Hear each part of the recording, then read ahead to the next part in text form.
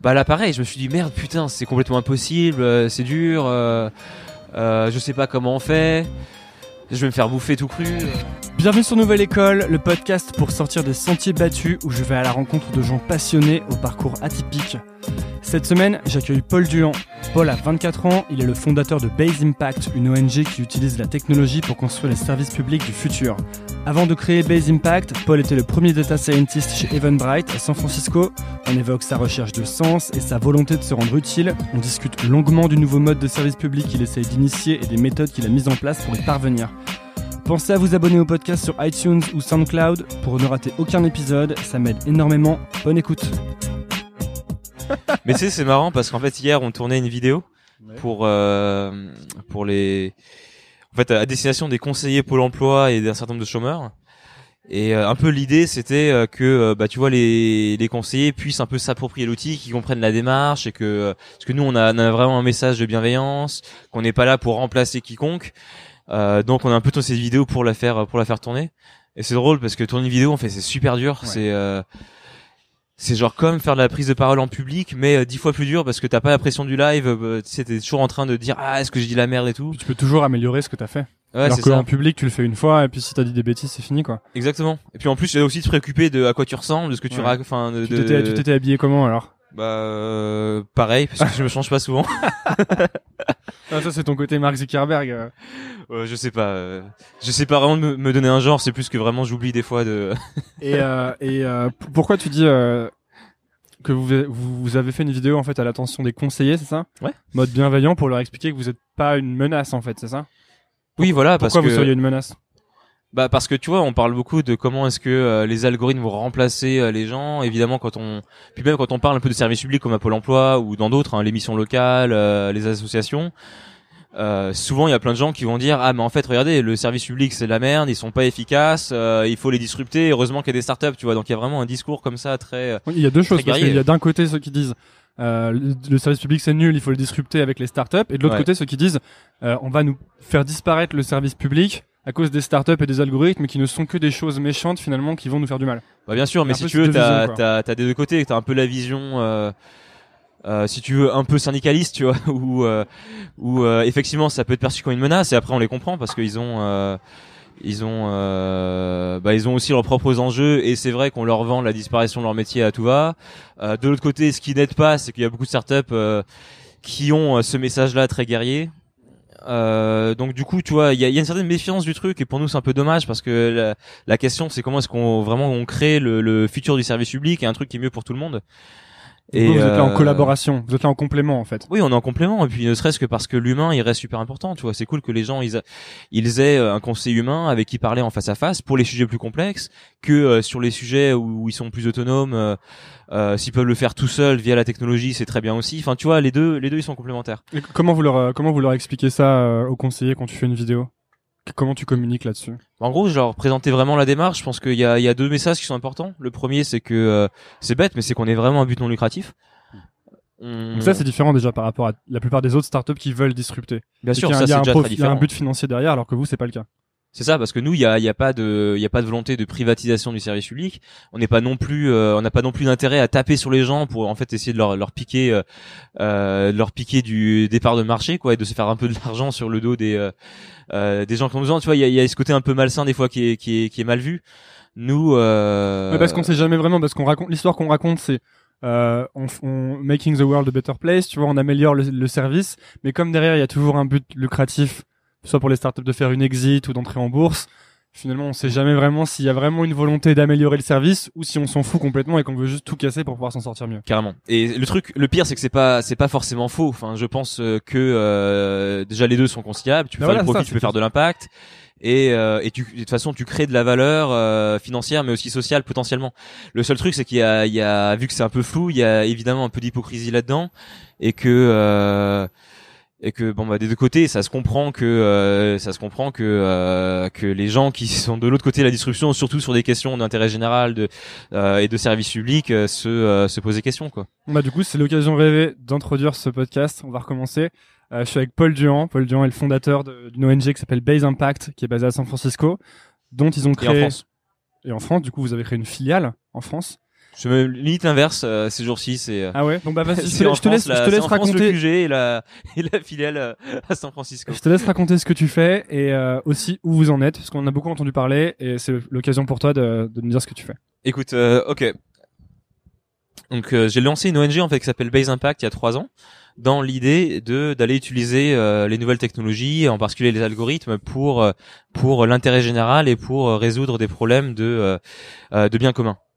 Donc ça, je lancé il y a 3 ans à San Francisco, et depuis en fait on a fait tout un tas de projets. On a aussi essayé beaucoup de modèles, parce que la technologie pour le bien commun c'est bien, mais c'est vague, et puis il y a personne qui a vraiment la formule. Donc nous on a essayé plusieurs façons de le faire. Donc en passant par travailler avec les collectivités locales, par exemple pour améliorer le dispatch des ambulances. On a travaillé sur la question de l'amélioration de la qualité des soins en hôpital, avec l'État de Californie sur un outil qui est aujourd'hui utilisé dans tous les départements de police en Californie pour mesurer les cas de violences policières. Wow, donc vas-y, prenons cet exemple par exemple, comment ça se manifeste? En fait, comment ça se manifeste? Il y a un gros problème de collecte de données sur les cas d'usage de la force dans la police. Et ce qu'on a fait en fait en Californie avec l'Attorney General, on a lancé en fait un outil, un peu une sorte de TurboTax pour ceux qui connaissent, enfin une sorte d'outil super simple qui permettait en fait d'automatiser un process qui est normalement super long, parce qu'il y a un formulaire de 26 pages papier qu'ils doivent remplir à chaque fois. Quand il y a une bavure ou ce genre de choses? Pas juste une bavure, à chaque fois qu'ils doivent utiliser la force pour une raison légitime ou pas. Donc à chaque fois ils sont obligés de traquer ça, sauf qu'en fait c'est un formulaire papier de 26 pages que du coup personne ne fait. Et nous ce qu'on a fait, c'est qu'on a créé un outil numérique qui est beaucoup plus simple, beaucoup plus intuitif, qui aide à faire ça en 10 fois moins de temps. Et du coup en fait en disant la contrepartie, c'est que à partir du moment où on le met là-dessus, c'est beaucoup plus simple, mais ces trucs-là vont être automatiquement publiés dans une base en open data. Donc tout le monde peut y accéder. Voilà, donc tout le monde peut y accéder, et ensuite plus tard ce sera l'occasion d'utiliser ces données pour créer des modèles, pour voir un peu à l'avance quels sont les patterns à risque en termes de bavure, et ainsi de suite. Ok, donc vous avez créé tout ça aux États-Unis, et là actuellement tu bosses sur un projet qui est en France. C'est ça. Et c'est même plus qu'un projet, parce qu'en fait depuis un an, alors j'irai pas jusqu'à dire que c'est un pivot, mais en fait on a vraiment, je pense, trouvé la prochaine étape pour Base, parce qu'on a fait pas mal de ces projets pour comprendre comment est-ce qu'on pouvait concrètement avoir de l'impact, parce qu'il suffit pas de dire on a la tech, ça va résoudre tous les problèmes du monde. Parce qu'on l'a un peu présenté comme ça. T'es passé pour le petit génie qui arrive avec les algorithmes, et les algorithmes c'est un peu un mot valise où on croit comme presque on pose des algorithmes et il y a tout qui se résout d'un seul coup, quoi. Oui, alors qu'en fait c'est entièrement l'inverse, parce que la façon dont on résout vraiment les problèmes, pour donner un exemple, c'est que dans les startups, quand tu travailles sur un sujet business, tu vas mettre des années à réussir à effectivement transformer ton secteur, si tu y arrives. Et on dit que 9 startups sur 10 se plantent, alors que travailler sur un sujet business qui est très focus, si elles le font bien, qu'elles sont en général bien capitalisées, que c'est pas les talents qui sont prêts à travailler 80 heures par semaine qui manquent, et que même là, t'en as 9 sur 10 qui se plantent. Et quelque part, on se dit, dans le secteur de l'intérêt général, dans le social, boum, d'un coup, on va résoudre tous les problèmes avec un hackathon, un algorithme magique, avec des volontaires sans argent. Pourquoi sur le côté, quoi. C'est intéressant. Pourquoi est-ce qu'on se dit ça dans le secteur de l'intérêt général? Pourquoi est-ce qu'il y a soit cet emballement, soit cette espérance d'une solution très très simple à chaque fois? Je pense parce que alors des deux côtés, il y a dans le milieu tech, je pense qu'il y a une certaine suffisance, une certaine arrogance, comme quoi les gens qui travaillent dans les services sociaux, les gens qui travaillent dans les administrations, les fonctionnaires sont tous des branquignoles. Et que évidemment qu'en ayant bossé un peu chez Google en un week-end tu vas pouvoir résoudre leurs problèmes, parce que c'est tellement inefficace. Et quand je parle aux gens, si tu veux, il y a vraiment ça qui ressort. On dit c'est évidemment de la merde, évidemment qu'on pourrait faire mieux, tu vois. Quand tu parles aux gens dans la tech. Dans la tech. Donc il y a je pense une forte naïveté là-dessus. Ça veut pas dire qu'il y a pas des problèmes qui sont parfois souvent aberrants, ça veut pas dire qu'il y a des grosses inefficacités à résoudre, mais souvent il y a des raisons pour lesquelles c'est le cas. Un peu de même que il y a presque un manque de respect latent pour les gens qui bossent sur ces projets au quotidien, en fait, quoi. Ah oui, complètement. Mais un peu de même, si tu veux, il peut y avoir aussi une certaine naïveté à l'égard de par exemple de ce que font les grands groupes. Tu vois, on va dire dans les startups, tiens, évidemment que les grands groupes sont nuls, donc je vais les disrupter. Et en fait, souvent tu te rends compte que plus tu grossis, et plus tu refais les problèmes des grands groupes, quoi. Ouais. Ça, je pense que il y a beaucoup d'exemples de ça. Et si tu veux, le plus gros grand groupe qui soit, c'est quelque part l'État, c'est les services publics. Ouais. Donc, tu vois, c'est un peu ça poussé à son paroxysme. Donc, je pense qu'il y a une partie de ça. Il y a aussi tout simplement le fait que les gens, de façon plus positive, ont envie de solutions, que ça fait mal à tout le monde, tu vois, quand on voit des problèmes qui pourraient potentiellement être résolus, et que du coup, tu vois, quand on se dit ah ouais super, peut-être qu'il y aurait une solution, on a envie d'y croire. Et je pense que la différence, c'est que tu vois, dans le passé, peut-être que quand les gens disaient peut-être que j'ai une solution à un problème de société, on disait bon c'est naïf, heureusement qu'il y a des doux rêveurs, bon bah écoute, c'est cool que tu aies un cœur, mais plus tard tu comprendras. Ouais. Et que en fait, avec l'emballement qu'il y a autour de la technologie, je pense que ce qui change, c'est qu'on se dit peut-être que c'est possible. Et puis la quantité de solutions peut-être qu'on a aussi. C'est-à-dire que là où il y a 50 ans, peut-être que tu avais une ou deux bonnes idées qui émergeaient en un an. Maintenant, tu as justement des hackathons et ce genre de choses qui permettent de faire sortir énormément d'idées tout le temps. Ouais, bien sûr. Donc du coup, en fait, il y a un message d'espoir quelque part. On se dit tiens, si c'est possible d'aller faire le prochain Facebook, le prochain Twitter, le prochain machin, est-ce qu'on pourrait faire ça dans le domaine du social? Donc je pense que du coup, quelque chose, tu as une volonté qui pourrait être naïve il y a quelques années. Aujourd'hui, les gens se disent est-ce que c'est possible? Et du coup, je pense que c'est pour ça qu'il y a cet emballement. Donc un peu dans les deux sens, tu vois. Donc il y a une très forte attente, des très forts espoirs. De l'autre côté, je pense qu'il y a effectivement une certaine naïveté, une certaine arrogance quand on parle des solutions. Tu vois, il y a un côté un peu solutionniste dans la technologie, et la combinaison des deux fait que ça peut partir très vite. Mais après, pour tempérer, ça veut pas dire qu'il y a pas des solutions qui peuvent être créées, au contraire. Et donc nous, tout notre sujet, c'est comment est-ce qu'on arrive à canaliser ça de façon constructive et de faire quelque chose de vrai, quoi, de vraiment construire quelque chose, mais du coup en acceptant le fait que ça va être dur, ça va être compliqué, ça va prendre des années. Et comment vous faites alors? Qu'est-ce que vous faites qu'est-ce qu'il y a de différent dans votre approche ou dans votre vision qui fait que vous pouvez intégrer tous ces facteurs? Alors deux choses. Dans la vision de Base, d'une part, tu vois, dans les 3 dernières années, quand j'ai lancé, on s'est dit, on n'a pas, si tu veux, fait quelque chose et a posteriori s'est trouvé une narrative comme quoi on change le monde, quoi. L'idée, c'était de base. On change le monde. c'est ça. Enfin, l'idée de base, c'était la technologie a évidemment un incroyable potentiel pour aller aider les gens à grande échelle. Par contre, aujourd'hui, je le vois pas. C'est-à-dire dans le milieu du social, je vois beaucoup de gadgets, je vois beaucoup de bonne volonté, je vois beaucoup de bonnes histoires qui se racontent, je vois peu d'impact vraiment transformationnel qui a été créé. Donc la mission, c'est de trouver cette formule parce que je sais que c'est compliqué. Donc il y a un potentiel, mais on sait pas exactement comment est-ce qu'on peut l'exploiter. Donc le but, c'est de trouver la formule qui va nous permettre justement de... Exactement. Donc en fait, on n'a pas commencé sur un truc comment et on a trouvé l'histoire après de comme quoi on change le monde. On s'est dit, je sais que on peut le faire et j'ai envie de le faire, et on se débrouillera ensuite de comment. Donc je pense que ça, dans la démarche, c'est déjà assez différent. C'est vrai, parce qu'il y a beaucoup de rétro storytelling, quoi, où tu commences un projet et puis le projet évolue et à la fin tu racontes une histoire. Tu dis depuis le début, on avait toujours eu envie de changer ça, etc. Alors que c'est pas du tout vrai, quoi. C'est juste que t'as changé de business model différent et que t'arrives là-dessus à la fin. Évidemment. Et après, bon, la narrative, elle est importante. Donc c'est pas, tu vois, je jette pas la pierre, mais en tout cas, il y a une vraie question un peu d'honnêteté intellectuelle quand t'as envie de faire de l'impact. Vu que nous, on a prédéfini l'impact, enfin notre volonté d'impact par avance, ça c'est très très important parce que ça veut dire qu'on s'est remis en question plein de fois sur est-ce que j'ai vraiment l'impact social que je veux. Okay. Sinon, je change de modèle. Et qu'est-ce que vous appelez l'impact, en fait? Qu'est-ce que t'appelles l'impact dans ce cadre-là, je veux dire? Alors l'impact, très concrètement, c'est combien de vies tu as impacté sur ton sujet, quoi, dans la pratique. Et donc nous concrètement, l'idée c'est que la technologie peut toucher des gens à grande échelle. Bah très bien. Il faut qu'on arrive à créer des produits ou des technologies qui vont aller être utilisées par ou pour tu vois des centaines de milliers, des millions de gens, et que pour ces centaines de milliers ou ces millions de gens, il y ait un vrai impact au final, quoi. Une amélioration de leur quotidien. Ouais, une amélioration quantitative, mais aussi qualitative de leur quotidien, et aussi dans la durée, quoi, que ce soit pas un peu un gadget, une déclaration d'intention, un truc cool, que en fait dans le futur, ces personnes-là ont effectivement été impactées.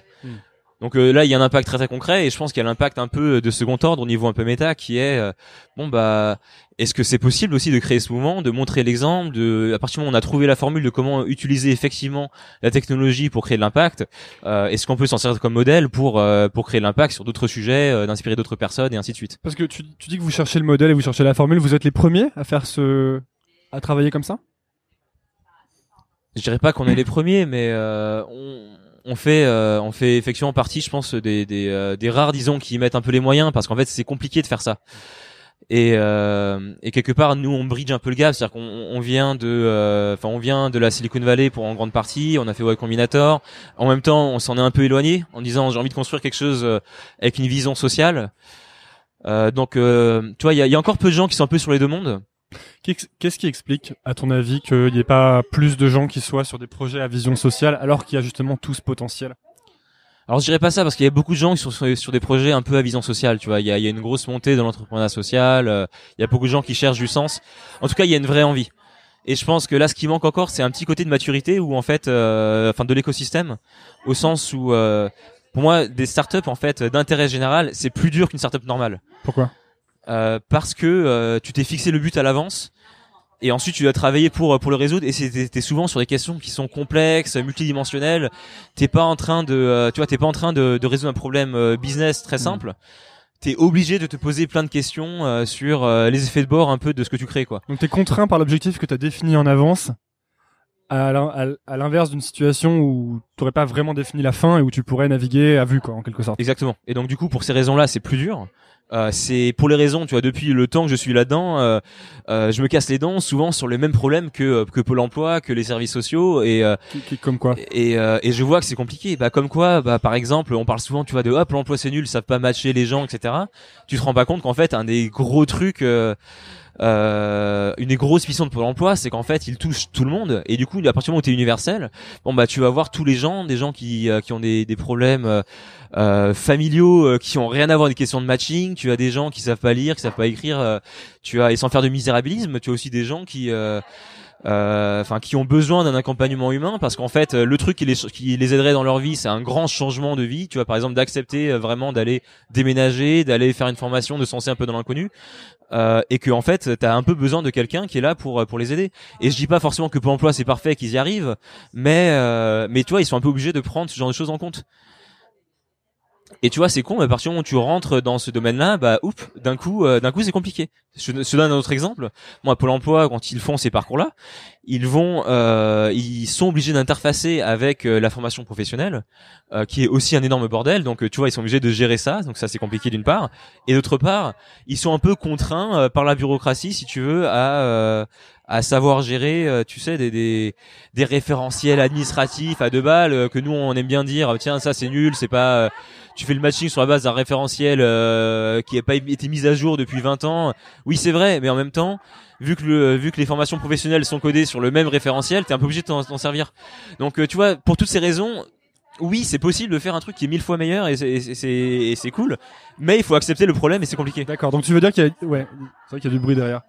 C'est un problème pour toi, le bruit, là, ou... Non, je pense pas. Là, okay, donc, tu veux dire qu'il y a une vision simpliste du problème de l'extérieur, presque un peu arrogante on pourrait régler ça en 2 minutes, la tech, parce que on a plein de technologies, qu'on est meilleur et que c'est très mal fait et que ces gens sont assez nuls finalement. Et quand on entre, qu'on se penche vraiment sur le problème, on comprend la complexité des enjeux et la raison pour laquelle aussi c'est pas aussi, comment dire, pur que ça pourrait l'être, quoi. Exactement. Et donc, et vous voulez faire, justement, vous avez une approche différente en gros là-dessus. On veut faire le pont, et je pense que c'est en ça que l'approche est un peu rare, c'est que on veut vraiment avoir et développer une super expertise dans ce domaine-là. On veut être les gens qui prennent vraiment le temps de comprendre ces problèmes et de vraiment réfléchir à ce niveau-là, en apportant évidemment l'approche tech, startup. Et pour nous, la solution, elle viendra de est-ce qu'on est capable de faire le pont entre ces deux mondes. Mais pas l'approche naïve de on va tout résoudre avec la tech, mais ni avec l'approche misérabiliste de les problèmes sont trop compliqués, il y a pas de réponse.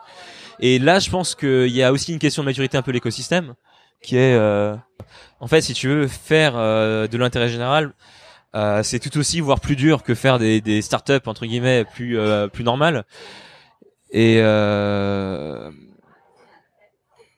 si tu veux, je pense que ça demande pas mal d'avoir en fait des gens qui ont déjà fait en fait des startups et qui veulent aller plus loin en disant bah très bien, je maîtrise en fait, on maîtrise cette démarche. Comment est-ce qu'on peut s'en servir à but Donc c'est déjà des gens qui ont presque fait le chemin de la startup et de tout ce que ça peut t'apporter et qui maintenant sont dans une recherche de sens ou envie d'aller plus loin en gros, c'est ça?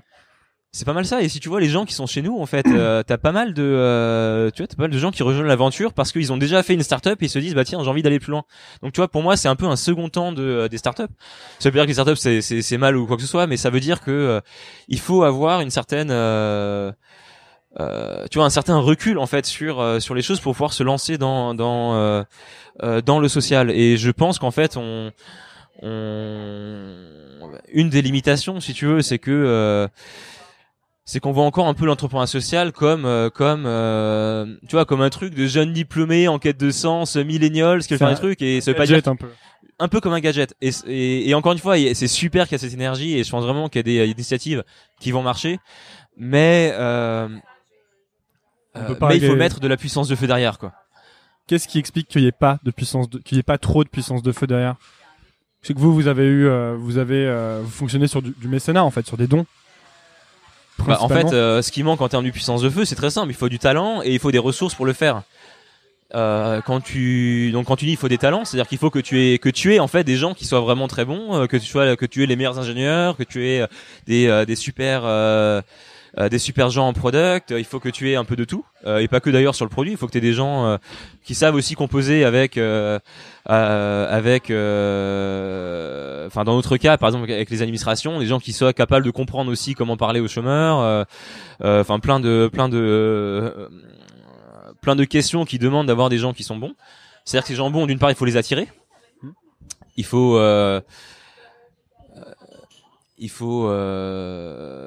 les convaincre de venir et de lâcher leur boulot chez Google ou chez chez Box où ils sont payés. Bah, typiquement, chez nous, on avait des gens qui étaient payés avant 500 000 balles par an et aujourd'hui qui sont payés 10 fois moins. Donc, ils ont fait ce sacrifice-là pour venir, mais c'est parce qu'ils veulent construire quelque chose.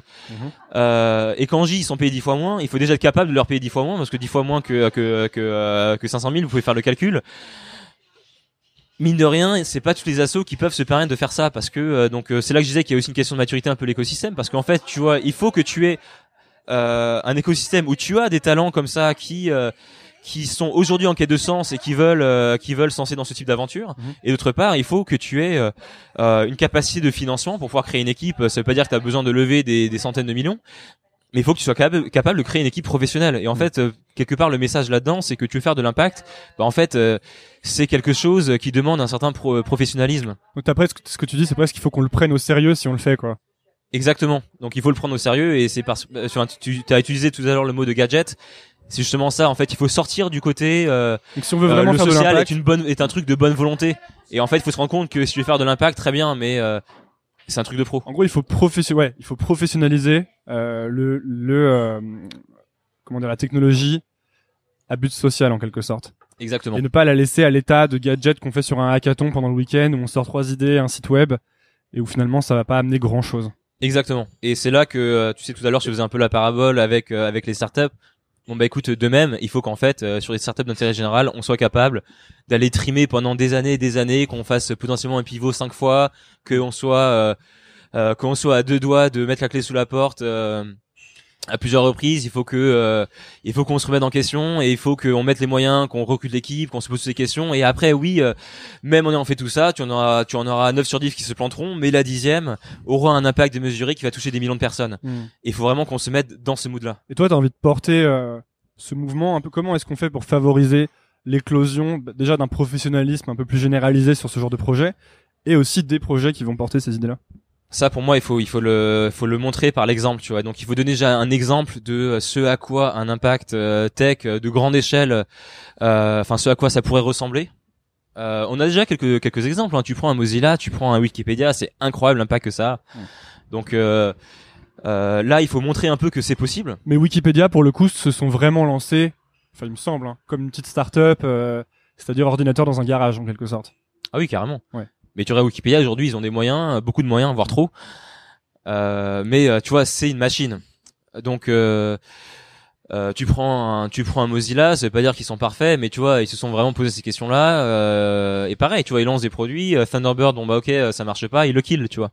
Donc oui, il y a des exemples. Là où en fait il faut montrer que c'est possible, c'est qu'on peut un peu faire ces exemples-là, mais de nouvelle génération, quoi. Donc on va avoir une nouvelle génération de startups d'intérêt général qui vont pouvoir Donc c'est ce que tu fais toi actuellement, tu essaies de montrer l'exemple avec Dob. C'est ce que j'espère faire. Donc, de paver la voie, quoi, je veux dire. Paver la voie. Donc j'espère que ça a marché, mais l'idée c'est que même si ça marche pas, si tu veux, que par cette démarche on arrive à en inspirer, tu vois, parce que nous concrètement, bah écoute, on a quitté nos tafs, on y a mis des années, on a fait beaucoup de sacrifices financiers pour y aller. Et c'est ça qui nous permet d'ouvrir la voie. Et tu vois, tout ce qui s'est passé avec le fait de pouvoir négocier avec l'État une façon de bosser sur le service public qui a été jamais faite avant. C'est-à-dire qu'en fait, l'État nous donne entière autonomie pour créer un nouveau service sur la base de leurs données, mais on est complètement indépendant. On a même refusé d'être payé par eux, etc., pour garder cette indépendance. Tu vois, tout ça... en termes de donner l'exemple, je pense qu'on a nous, on a une certaine responsabilité. Enfin, j'aimerais pouvoir donner l'exemple. Après, j'ai pas forcément cette prétention là aujourd'hui, donc ça dépend aussi pas mal de ce qu'on arrive à faire. Mais tu vois, ce qui nous a permis vraiment d'y aller, c'est que à la base, tu vois, le noyau dur en fait de Base Impact, c'est que on avait déjà plus ou moins réussi dans la Silicon Valley et qu'on pouvait se permettre d'aller créer une team professionnelle en débauchant des gens et en se payant pas ou en se payant 10 fois moins.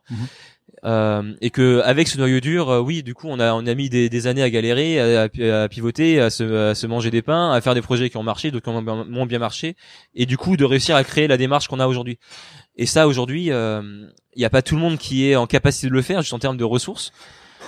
Et donc nous, c'est là qu'on voit notre responsabilité parce qu'on l'a fait. Donc quand je parlais d'un peu de maturité de l'écosystème, c'est aussi un peu ça, c'est que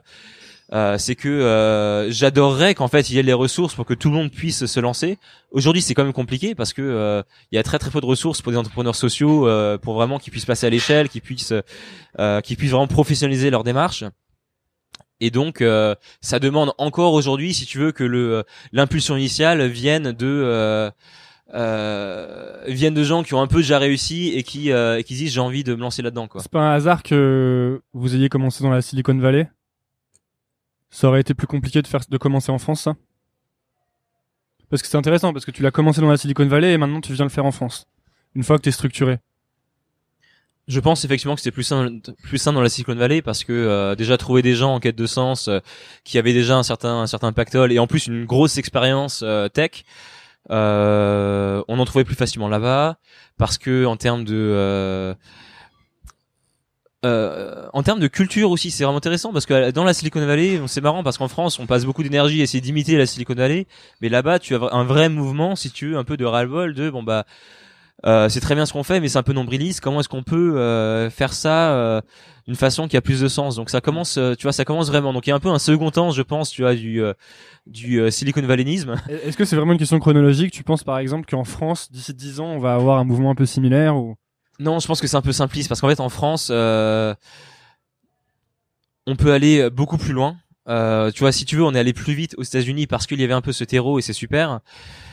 Mais là où en fait, je pense qu'il y a un énorme potentiel en France et c'est vraiment pour ça que je suis moi rentré ici pour créer Base en France. C'est si tu veux, pendant que j'étais dans la Silicon Valley, le message qu'on portait c'était pas mal un message technologique, c'est-à-dire je vais aller utiliser les algorithmes pour aller optimiser tel ou tel truc. Et donc c'est comme ça que je vais créer de l'impact parce que vous avez un problème, très bien, on va essayer de le rendre plus efficace.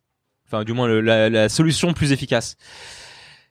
Et par contre en France, ce que j'ai vu c'est que c'est qu'en fait au-delà du technologique, il y a une vraie question sociétale en fait que à partir du moment où tu essaies de créer des sujets d'intérêt général qui ont touché des millions de personnes, en fait, ça s'appelle un service public. Et il y a une démarche de service public. Et si tu veux, aux États-Unis, le service public, ça veut rien dire. Tout le monde s'en contrecarre. Ouais. Et donc, moi, en France, ce que j'ai vu, c'est vraiment une énorme énergie. Tout à l'heure, tu me demandais pourquoi est-ce que les choses se sont un peu emballées. Je pense vraiment que c'est aussi parce qu'il y a un terreau en France où on a envie de construire la société. C'est un sujet qui tient à cœur aux gens. Voilà, qui tient à cœur aux gens. Donc là, aujourd'hui, oui, ça a commencé dans la Silicon Valley. Du moins pour nous, et il y a pour pas mal de raisons des choses qui ont fait que c'était plus simple parce qu'on a des talents, parce qu'on a pu fundraiser aussi en mécénat plus facilement, parce que X, Y, Z. Mais je pense que pour passer à les vitesses supérieures, vraiment en France, on a une force incroyable qui est et si en fait la technologie ça servait surtout en fait à redéfinir la société au sens large. Il y a déjà des courants qui parlent de ça en France. Tu me parlais tout à l'heure de l'État plateforme. Tu peux expliquer un peu ce que c'est et pourquoi tu penses qu'on peut aller plus loin que ça? Alors il y a déjà des courants, ça commence parce que c'est encore un peu un truc de niche. L'État plateforme, c'est l'idée, si tu veux, que l'État peut se transformer en plateforme au sens numérique du terme, c'est-à-dire que l'État va mettre à disposition des ressources, des API, des données, en fait une infrastructure, pour qu'ensuite la multitude puisse aller créer des services à valeur ajoutée par-dessus. Donc ça c'est très bien parce que c'est une vision assez disruptive de comment est-ce qu'on crée le service public. Donc ça c'est une vraie démarche. Aujourd'hui c'est encore un peu un truc de niche. Là où je pense qu'on peut aller plus loin si tu veux, c'est que tout ça c'est très bien et d'ailleurs on s'appuie pas mal sur l'ensemble de ces API pour créer Bob. Quelque part la démarche dans laquelle on est, c'est un peu une démarche d'État plateforme. On s'appuie sur l'infrastructure de l'État, c'est pour ça qu'on est complémentaires. Par contre, il y a un petit côté qui me dérange, qui est que ça part d'un constat un peu d'échec de l'État, tu vois, l'État sait pas faire, l'État est pas agile, l'État n'a plus d'argent. Donc il faut que des gens fassent mieux qu'eux. Tu vois, il faut qu'on le disrupte. Et le deuxième truc qui m'embête, tuer l'État presque un peu quoi. C'est presque vois, une vision assez libérale en fait. Ouais. Bah en fait le deuxième truc du coup qui me dérange un peu, c'est que y a pas du coup une vraie vision de qu'est-ce que tu crées par-dessus en fait. OK, l'État se met en infrastructure, mais ces nouveaux services que tu crées, quel est leur statut, quelles sont les règles qui les gouvernent, et en fait, alors là, c'est peut-être mon côté. Donc, avant de faire la tech et de partir faire des maths, j'ai fait 2 ans de Sciences Po avant de me casser. Il y a donc c'est peut-être ce biais-là qui parle, mais tu vois, le service public veut dire quelque chose parce que par exemple, Uber, chacun peut avoir son opinion, mais au-delà des débats traditionnels sur Uber. Eux n'ont aucune obligation, si tu veux, d'aller desservir tel patelin qui est pas suffisamment dense pour être rentable. Et je peux pas leur en vouloir, tu vois, c'est pas leur business et c'est normal. Par contre, un service public, oui, il a besoin de dire, bah tiens, je dois trouver une solution pour aller desservir telle population. Tu vois, donc il y a une vraie, il y a une vraie dimension de service public qui va au-delà de juste du service à valeur ajoutée, tu vois. Et que une dimension d'inclusion en fait aussi. D'inclure tout le monde quoi. Oui, il y a une dimension d'inclusion en fait. Le service public, il a des règles. Si tu penses au niveau philosophique, le service public veut dire quelque chose. Il y a une dimension d'universalité, une dimension de neutralité, une dimension d'une certaine garantie aussi tu vois, il faut que ce soit, faut qu'il y ait une certaine comptabilité aussi, tu vois. Faut que si le service public déconne, que les gens puissent dire, pointer du doigt, ça c'est le problème. Enfin, tu vois, il y a plein de choses qui vont au-delà en fait du simple service. Même si le service peut effectivement aider les gens, il reste que le service public c'est une dimension supplémentaire. Et donc, tu vois, quand on dit que l'État doit être un peu plus agile, c'est très bien. La question c'est qu'est-ce que tu construis par-dessus. Et donc là où en fait je pense qu'il y a moyen d'aller plus loin, c'est d'avoir une vraie vision positive. Au sens où on est en train de construire un nouveau modèle de société. Donc pas une démarche de destruction, mais une démarche de construction à côté en fait, avec. Oui, parce qu'en fait, quelque part, je pense que ce qu'on fait, c'est une sorte de continuité en fait du service public, mais par d'autres moyens. Et donc là où c'est vraiment important de construire en fait une vision de à quoi ressemble le futur du service public, à partir du moment où il implique des citoyens, c'est que en fait ces citoyens aujourd'hui sont capables d'aller créer des choses à l'échelle de ce que précédemment seul l'État pouvait faire. Donc à partir du moment où tu as un groupe de gens qui ne sont pas l'État, qui créent un truc à l'échelle d'un État, quelles sont les règles qui gouvernent ça, tu vois? Sinon en fait tu vas te retrouver assez vite avec une sorte de guerre de confrontation entre les initiatives privées et l'État. C'est un peu déjà ce qui se passe, si tu vois, quelque part t'as d'un côté l'État, de l'autre les gens qui disent il faut l'ubériser, l'État c'est la merde, tu as des startups, tu as des boîtes comme Le Bon Coin qui vont faire leur communication sur je fais mieux que Pôle emploi. En plus c'est un peu déséquilibré parce que là où l'État a beaucoup de contraintes, parce que justement il est intégré dans cette logique de service public, de principe d'universalité, de principe de neutralité, etc. Une entreprise privée à but lucratif, elle en a aucune. Exactement. Donc c'est une concurrence déloyale en quelque sorte. Exactement. Et donc la grande question, c'est comment est-ce qu'on fait des startups qui ont une démarche de service public. Et donc pour moi, ça c'est une question limite. Faut inventer une sorte de service public citoyen. Ça c'est la démarche que je pousse. Et après l'idée c'est à travers Bob de l'exemplifier et de montrer que ça peut marcher, que ça peut être une proposition de démarche constructive. Ok. Donc alors prenons Bob. Déjà dis-nous ce que tu fais avec Bob actuellement. Alors ce qu'on fait avec Bob. Bob Emploi. Avec Bob Emploi, ouais. Donc j'en profite comme ça, je recorde tout à l'heure. Donc Base Impact. Vas-y. C'est une ONG que j'ai créée il y a 3 ans. Et on se refait tout. Non. Non, j'ai quoi. L'enfer. Ah non, j'ai fait tout. Mais non, en gros, enfin, si tu veux, pour à travers Base Impact, on a beaucoup cherché pendant des années, si tu veux, le modèle. On a fait plein de projets, comme je te racontais tout à l'heure. Certains qui ont marché, qui ont l'impact, d'autres qui n'ont pas marché. Et à travers tout ça, on en a appris des choses. Et en fait, là, vraiment, le modèle qu'on a aujourd'hui et ce dont on s'est rendu compte, c'est que si on veut vraiment changer les choses, il faut le faire à travers quelque chose d'opérationnel. Donc, il faut qu'on crée un produit. En fait, il faut pas qu'on fasse projet par projet par projet. Il faut qu'on crée quelque chose qui est vraiment un produit qui tourne, qui touche un grand nombre de personnes, qu'on peut améliorer en continu, etc. Premièrement. Donc, ne plus être une agence, mais être une boîte produit en quelque sorte. Voilà. Ok. Parce qu'en fait, ce dont on s'est rendu compte, c'est que ce qui est vraiment intéressant, c'est la démarche. En fait, c'est le fait que moi, ce qui me frustrait en fait quand je bossais, et on a fait des projets cool, tu vois, avec les gouvernements, etc. Mais c'est le fait que on n'ait pas forcément de l'indépendance, ni pour changer, ni pour vraiment donner un coup de pied dans un formulaire là où il le fallait. Parce que tu sais, quand tu travailles de l'intérieur, t'as une marge de manœuvre qui est un peu limitée. Mais aussi, et d'autre part, c'est que tu vois, la vraie puissance des startups, c'est leur côté itératif. C'est qu'en fait, tu t'améliores en continu, que tu parles d'utilisateur, que tu regardes ce qui marche pas, que tu l'améliores, que le cas échéant, tu pivotes et que au final, tu te retrouves avec un truc vraiment bien, quoi. Donc, il faut que ce soit un projet de long terme, en fait. C'est un projet de long terme. Et donc, quelque part, du coup, c'est un produit. Et ensuite, l'autre truc qu'on avait réalisé, c'est que tu vois, il est venu un moment où je réfléchissais à si le modèle pour Base Impact, pour maximiser notre impact, du coup, c'est dans le nom. Est-ce que c'était de faire plus de projets ou est-ce que c'était de faire des projets plus gros? Et en fait, si tu veux, l'avantage comparatif de la technologie, c'est que c'est qu'on peut faire des choses à l'échelle. C'est vraiment qu'on peut aller faire des projets qui vont aller toucher, qui peuvent toucher 100 000 personnes, comme elles peuvent en toucher 1 million, comme elles peuvent en toucher 10, quoi. Et que la vraie force, du coup, en fait, la techno dans le secteur social, c'est ça. Et donc tu mélanges un peu tout ça et ça fait que tu vois, il y a un an, j'ai eu un peu cette réalisation que bon bah à partir du moment où tu crées un produit d'intérêt général qui touche des millions de personnes, bah, en fait quelque part ça s'appelle un service public. Et donc quand j'ai compris ça, c'est là en fait que je suis rentré en France. Je me suis dit il faut absolument qu'on fasse ça, notamment ici en France où on a une forte culture du service public. Et c'est là qu'est venue en fait l'idée de Bob.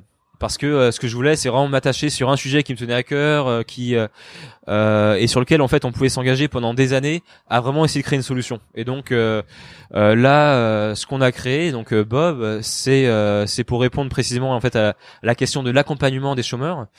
On a beaucoup dit dans la presse que l'idée c'était de résoudre le chômage. Ça veut absolument rien dire, ça c'est du pipeau. D'ailleurs résoudre le chômage ça veut rien dire. Nous ce qu'on sait faire c'est aider des chômeurs et en aider le plus possible. Comment ça se déroule? Et comment ça se déroule? Bon, pareil, on est libre de pivoter, on l'a déjà fait pas mal de fois. Donc la question, c'est quelle est la proposition de valeur qu'on leur porte. Mais vraiment, en fait, pour nous, la valeur centrale qu'on veut apporter à travers Bob, c'est de vraiment renverser la logique d'accompagnement des chômeurs. Que aujourd'hui, en fait, un chômeur, si tu veux, il est un peu dépendant de est-ce qu'il est capable de recevoir du bon conseil par-ci ou par-là, de telle source d'information. C'est pas une question de matching en fait d'offres d'emploi, ça c'est pas en fait le vrai problème. Le vrai problème c'est en fait comment est-ce que les gens sont bien conseillés pour pouvoir prendre les bonnes décisions stratégiques.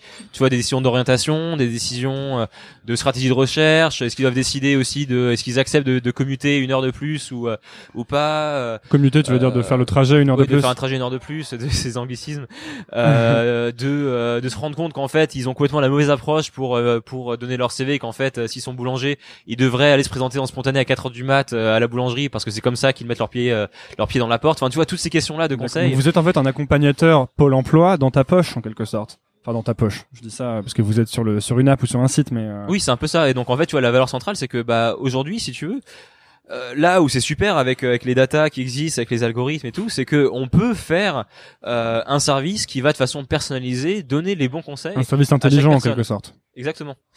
Et là où on veut vraiment nous apporter la valeur, c'est que aujourd'hui en fait où quand t'es chômeur, t'es un peu, si tu veux, il y a un peu une logique de guichet, tu vois, t'es un peu dépendant de la personne qui va t'aider. Nous en fait à travers ça, on peut limite désintermédier, démocratiser le fait d'être bien aidé, d'être un expert quoi. Et c'est là que chacun dans sa poche en fait et toutes les cartes en main pour pouvoir prendre se prendre en main quoi. Et c'est là peut-être que arrive la question et le débat de la complémentarité ou de la confrontation entre le service public citoyen en quelque sorte que tu crées, donc il y a une initiative privée, et le service public qui existe déjà à l'intérieur de l'État. Et oui, complètement. Parce que nous, si tu veux, on l'a toujours poussé ce message, c'est que déjà c'est une sorte de disruption bienveillante parce qu'on est là pour tuer personne. Et puis enfin notre démarche aussi, ça a toujours été de reconnaître en fait la complexité de la tâche, tu vois, de Pôle Emploi, etc. Donc vraiment notre approche, elle est pas dans la compétition, mais surtout nous on est vraiment conscient des limites aussi de notre démarche, tu vois. C'est que on n'a pas vocation à ce que le service public soit tout numérique. Il y a des gens qui n'ont pas forcément accès à Internet. Il y a plein de sujets que nous on ne sait pas encore traiter. Il y a plein de cas où c'est vraiment important qu'il y ait un humain, parce que souvent en fait il y a des questions psychologiques qui sont importantes. T'as besoin d'en parler à quelqu'un et c'est pas une appli aussi bien qu'elle soit qui va t'aider. Et donc là où il y a vraiment une super complémentarité, c'est qu'en fait du coup pour les gens qui ont des questions enfin qui sont un peu plus autonomes, donc un peu pour la majorité des problèmes, c'est super, tu peux utiliser Bob, tu peux le faire tout seul. En plus c'est toi qui es en puissance, tu vois, t'es jugé par personne, enfin voilà, donc c'est cool. Et du coup, ce que ça fait, c'est que ça laisse du temps pour les gens qui en ont vraiment besoin d'avoir un conseiller en face. Donc en fait, toi, ce que tu veux, c'est créer une sorte de nouveau mode de fonctionnement du service public qui arrive en complémentarité de ce qui existe déjà. C'est ça. Et d'ailleurs, ce qui est intéressant dans Bob, c'est que vous avez open sourcé, donc rendu libre d'accès, ce que vous faites. Ça rentre aussi dans cette logique ? Ah oui, ça rentre complètement dans cette logique.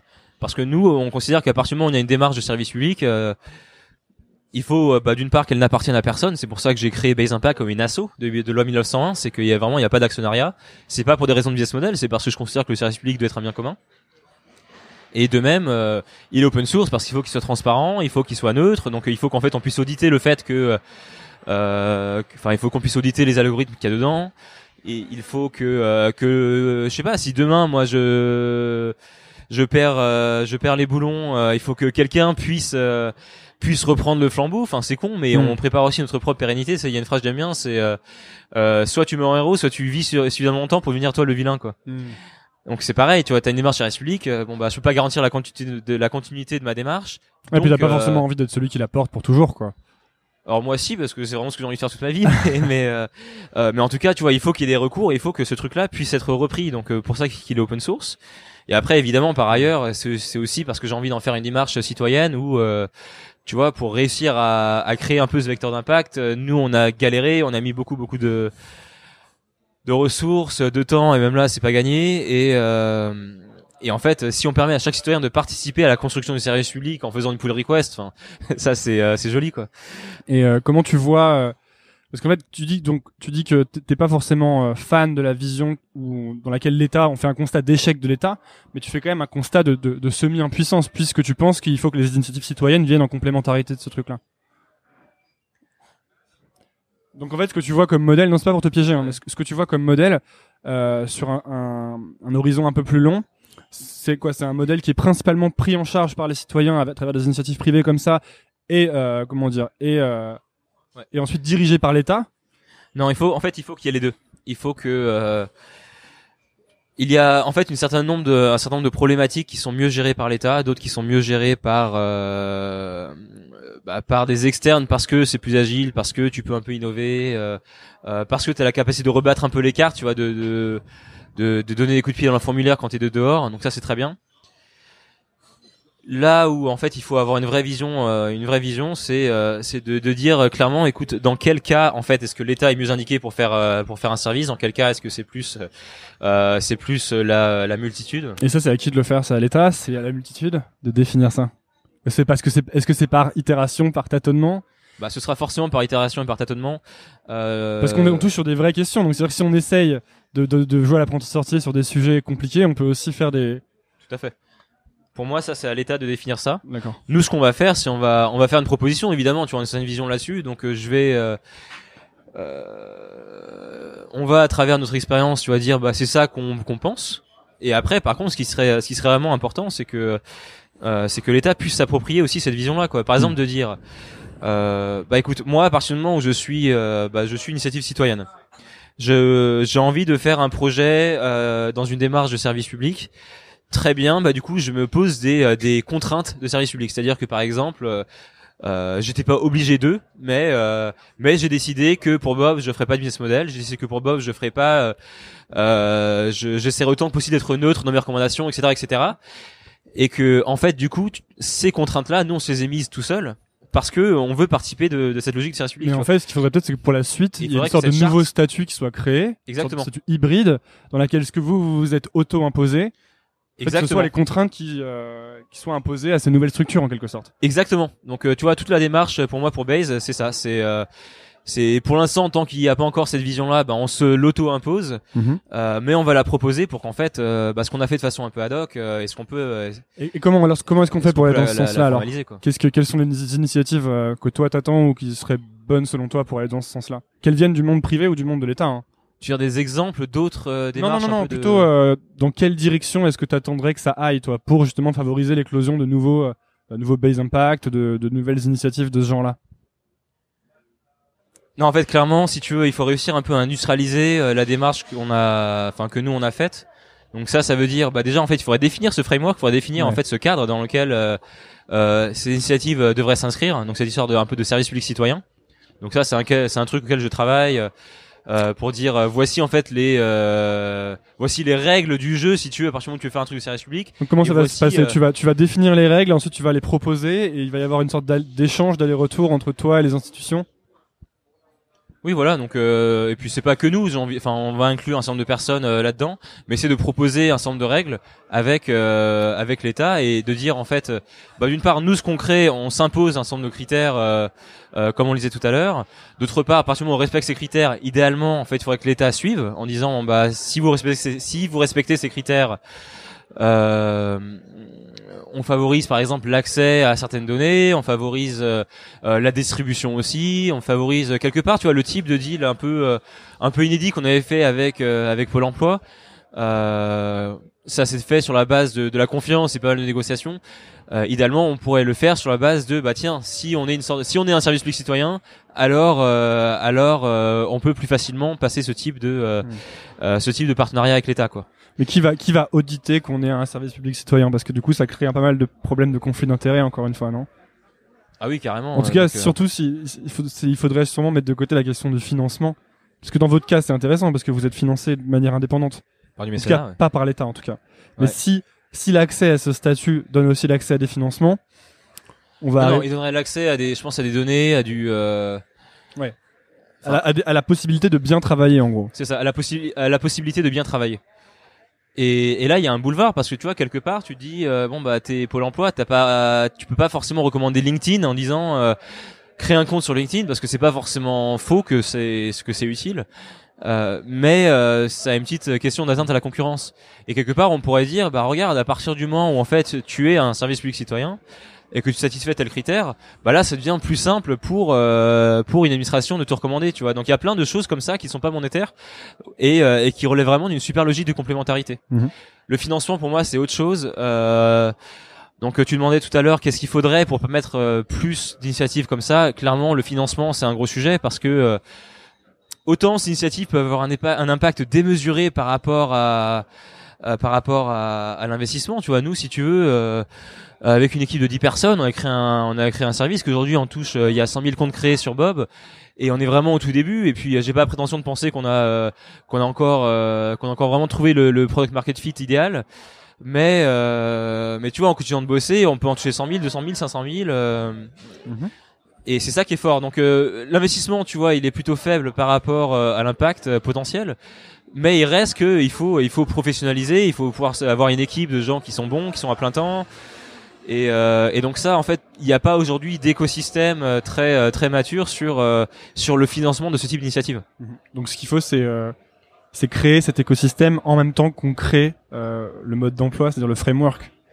C'est un peu ça. Okay. C'est une grosse tâche et puis en attendant l'idée c'est quand même d'essayer de montrer par l'exemple. D'accord. Donc vas-y, là vous en êtes où avec Bob en gros.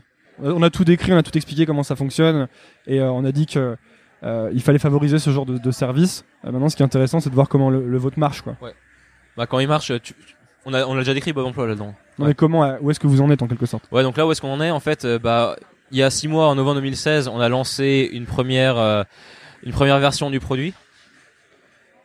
À date, on a aujourd'hui 100 000 comptes créés sur la plateforme, donc ça c'est cool, ça valide vraiment le fait qu'il y a un besoin et le fait que du coup ce type d'initiative citoyenne peut toucher un grand nombre de personnes.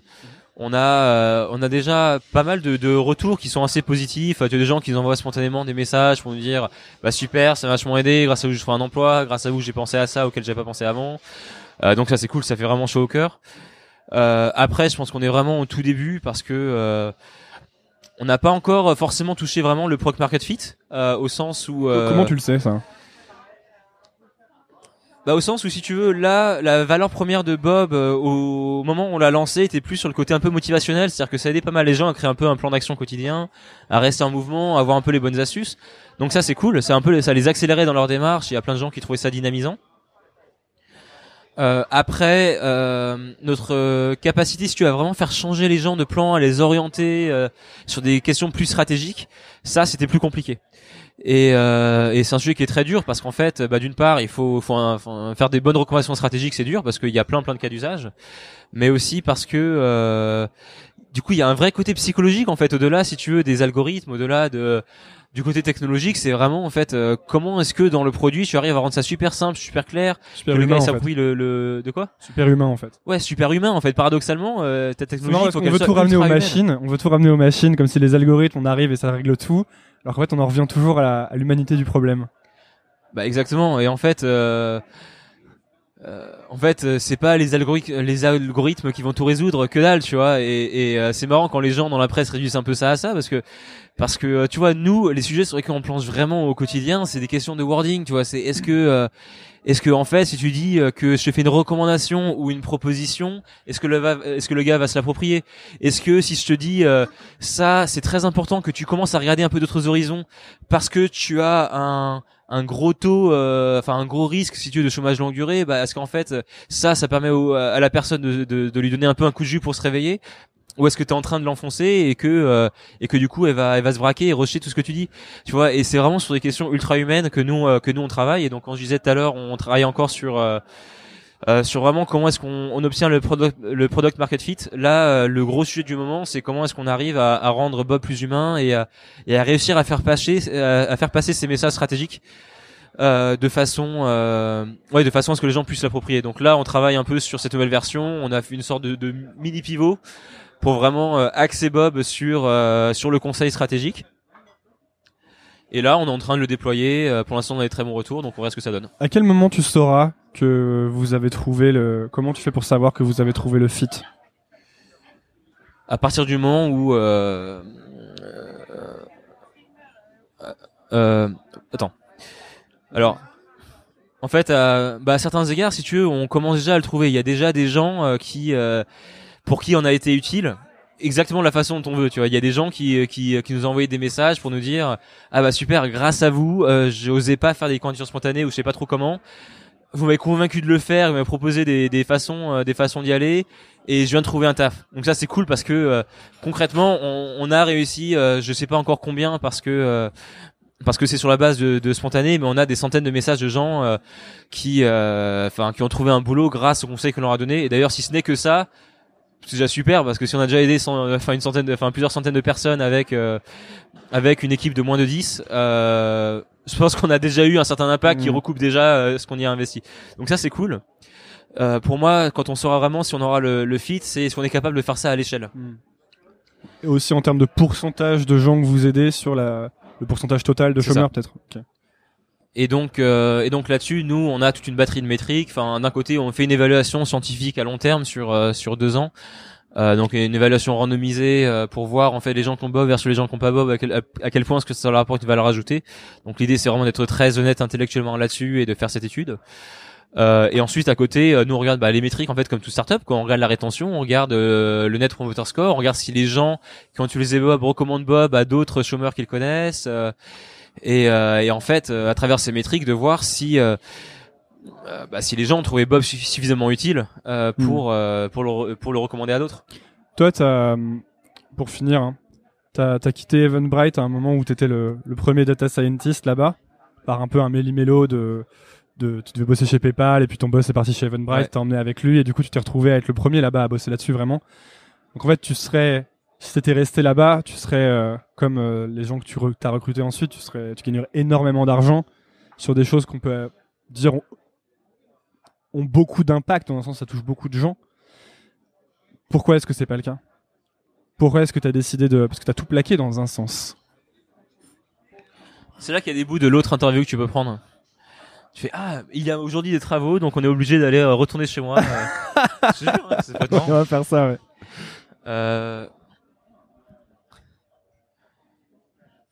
Bah écoute, parce que tu portes une vision, tu vois. Je pense que il y a une raison pour laquelle tu le fais, parce que tu pourrais être dans la Silicon Valley en train de gagner $500,000 par an. Écoute, c'est compliqué d'avoir une réponse. Moi non, tu vois. Moi je pourrais pas pour l'instant, mais toi tu pourrais. Donc dis-moi pourquoi tu le ferais pas. Bah, écoute, c'est compliqué d'avoir une réponse rapide à ça, qui soit pas de la caricature. Si tu veux, toute ma vie, moi, j'ai eu envie d'être utile. C'est con, mais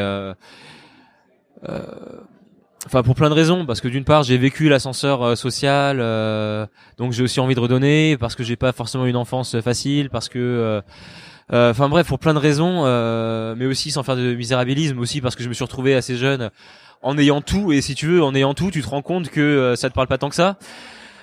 Si tu veux, c'est jamais aussi simple que de dire que j'ai pas envie de faire d'argent que quand tu en as, et que quand tu gagnes plus d'argent que tu sais comment le dépenser. Et du coup, pour moi, c'était évident que c'est pas ça que je voulais optimiser. Donc voilà, il y a un mix de beaucoup de choses, mais tu vois, fondamentalement, c'est juste que j'avais envie d'être utile, quoi. C'est con, mais j'ai pas envie de faire pleurer les mémés dans les chaumières, tu vois. Mais moi, par exemple, ça, j'ai pas de mal à le dire. J'ai toujours grandi un peu avec des problèmes, un peu de dépression, par exemple. Tu vois, ça fait que je me suis toujours un peu questionné sur le sens de ma vie. Ça fait que souvent, j'ai eu des moments de down où je me demandais, bah, c'est con, mais à quoi je sers, tout bêtement, tu vois. Et si tu veux, ça m'a un peu forcé à me mettre dans une démarche où je voulais trouver une réponse à ça, quoi, une réponse à quoi je sers. Et sachant que de toute façon, moi, je suis toujours un peu autodéprécateur, j'ai toujours un peu envie de me dire, de trouver les 1000 raisons pour lesquelles je suis une pauvre merde, tu vois. Ça devient drôle, ça. Du coup, avoir en fait une sorte de truc un peu externe, de dire, écoute, j'ai beau en mon fort intérieur penser que je suis une grosse merde, que je ne sers à rien. C'est pas vrai, parce qu'il y a ce truc-là qu'on crée, qui est un vrai truc qui aide les gens, et ça, c'est cool. Tu compenses. De quoi? Tu compenses, en quelque sorte. Alors, c'est ça qui est marrant, c'est que au début, moi, je faisais un peu ça par compensation. Enfin, je mentirais si je dirais qu'il y avait pas un côté un peu cathartique dans tout ça.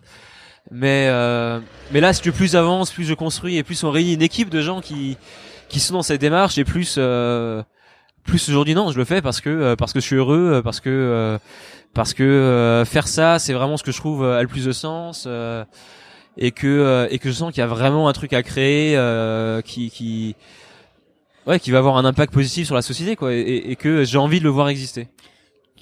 Pour finir, qu'est-ce que tu conseilles aux jeunes qui sont un peu dépressifs, qui se questionnent sur le sens de leur vie? Parce que, en fait, c'est moi, par exemple, je me suis beaucoup questionné sur le sens de ce que je fais. Tu vois, comment est-ce qu'on peut commencer à trouver des éléments de réponse sans rentrer dans la dépression long terme, quoi? Bon, alors, la dépression, c'est aussi un truc clinique, donc si vous en avez vraiment besoin, allez prendre de l'aide. Moi, je l'ai fait. J'ai beaucoup rechigné. Enfin, j'ai longtemps pas voulu le faire, et en fait, ça change beaucoup de choses. Donc, si c'est clinique, allez quand même chercher de l'aide. En dehors de ça, je dirais trouver une façon saine, en fait, de réaliser cet impact, tu vois, parce qu'il n'y a pas besoin, en fait, de se lancer dans des tu vois, dans une démarche de Don Quichotte, et limite c'est pire, parce que l'impact, on le disait tout à l'heure, tu vois, c'est extrêmement compliqué, et ça fait que tu en as des moments où tu doutes, où tu chies, où tu en chies, et tu chies aussi, parce que bon, c'est genre sur les années, ça fait partie de la vie. Sinon, allez consulter aussi, ça c'est aussi quelque chose. Bref, tu vois, juste sur l'histoire de Base, dans les 3 dernières années, il y a eu des énormes moments de doute, tu vois. J'ai eu des moments où je me disais vraiment, merde, si tu veux, j'ai quitté mon taf. Donc oui, j'ai fait des sacrifices. J'ai fait quitter leur taf à des potes qui ont cru en le projet, et qui eux aussi ont beaucoup moins d'argent que s'ils n'auraient autrement. Et c'est bien beau, tu vois, on vit dans le pays des bisounours, c'est cool, j'en ai rien à foutre de l'argent, enfin c'est vrai, mais quelque part c'est pas non plus anodin quoi. Et quand tu le fais, oui, tu fais comme un sacrifice et t'entends, tu vas le sentir et tu le sens surtout quand au bout de 2 ans, je sais pas, t'as fait plein de projets, tu t'es engagé et peut-être que tu vas te rendre compte que t'as pas l'impact que tu voulais. Tu vas te rendre compte que par exemple ça m'est arrivé que si tu veux, au bout d'1 an, je faisais plein de projets et c'était sympa, mais je me rendais compte que j'étais pas capable de vraiment avoir un impact à grande échelle parce qu'il fallait réussir à travailler avec les gouvernements pour ça. Et que je voulais pas trop le faire parce que je m'étais dit putain, bosser le gouvernement c'est impossible, c'est compliqué. Ok, c'est pas grave, je m'y mets, c'est super dur, je vais en chier, mais je vais monter au front. Ok, je le fais. Donc je commence à bosser avec le gouvernement américain, c'est super. Tout le monde nous dit que c'est impossible, mais on arrive à trouver les bons contacts. On travaille jusqu'au niveau des chefs d'agences fédérales, donc vraiment au top niveau. On fait des projets, et puis boum, 6 mois plus tard, les projets plantent pour des raisons politiques qui sortent vraiment de notre giron et sur lesquels on n'a aucun contrôle. Et on se rend compte que là, en fait, on est vraiment qu'un rouage dans la machine et que tout ce qu'on a fait, on l'a fait pour rien.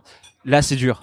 Et si t'as pas une raison solide pour avoir fait ces démarches, si t'as pas aussi un noyau dur autour de toi et c'est con, mais nous on avait de quoi vivre, donc ça a fait aussi que même dans ces moments durs, tu vois, j'avais quand même un minimum de sécurité, même en ayant fait ce sacrifice, tu vois, donc en ce sens on est un peu des privilégiés, tu vois, ça aide. Et après d'autres moments encore qui sont très durs, donc pas juste au niveau matériel mais au niveau psychologique, c'est que tu vois, quand j'ai réalisé tout ça il y a 1 an, donc tu vois, 2 ans après la création de Base, que si on voulait vraiment avoir l'impact qu'il fallait qu'on arrive à arracher, je ne sais pas comment, cette indépendance, qu'on arrive à négocier d'égal à égal avec le champ politique pour vraiment faire les solutions qu'on voulait voir exister et qu'on arrive à les pérenniser. Là pareil, je me suis dit merde, putain, c'est complètement impossible, c'est dur, je sais pas comment on fait. Je vais me faire bouffer tout cru, tu vois, t'es à 2 doigts de jeter l'éponge, à 2 doigts de te dire que tout ton engagement n'a servi à rien. Là finalement j'ai choisi de remettre au front, d'aller déménager, c'est pas grave, j'ai ma vie aux US, c'est pas grave, on lance ce truc en France parce que là je sens qu'il y a une vraie dimension citoyenne à prendre.